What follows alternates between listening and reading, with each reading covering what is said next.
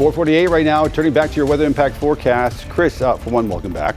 Thank you. For two, okay, so the day's not starting out that great, but you say it will improve. Yeah, and it's tough to believe if you look out the window that the day is the pick of the week, but let me explain. So first off, let's start off with a little bit of fog. Further west that you go, 1.5 miles to about a 1/4 mile visibility, so fluctuating all over the place from Iredell over into Alexander and Catawba County. This type of activity is going to linger over the next 3 hours or so. But then once we can get this area of rain out of here, right along this trough, the warmer air will remain and the sunshine will be upon us. Meanwhile, it's this cold front and another one that's going to follow that's really going to cool us down, because check out when it's going to feel like.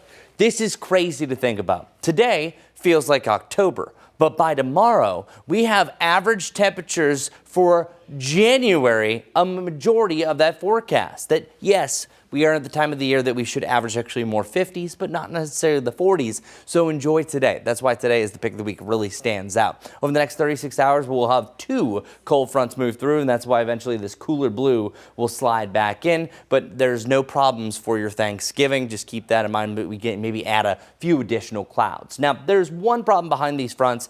We do have a wind advisory from 7 p.m. until 11 a.m. tomorrow for the mountains, with gusts possibly getting up to 50 miles per hour. How this affects us here in the Charlotte area, I think through the course of today, we are going to have some on and off gusts getting up to about 20 to 25. So still pretty substantial. If you're doing last minute shopping, it'll blow the bags around. But then it's up in the high country that you start to see some of these reds popping up. Just some of the mountain peaks especially gusting up to 50 plus. But still Boone could be anywhere from 40 to 50 mile per hour gusts. Meanwhile, Charlotte, we calm down for the morning. The winds will pick up to about 20 miles per hour later on your Turkey Day. So if you do one of those football games annually, you can blame bad passes on the wind really after 2 o'clock. Now our high temperatures today, lower 70s. Not going to see this for a very long time. This becomes a rarity and almost record breaking as we head into December. But just remember where we have been. We've been averaging mainly like September and October over the last 10 days, so it had to drop eventually. We just didn't want it to end this fast. But real quick, since I haven't been here, interesting stat, this past Saturday was actually the second latest 80-degree high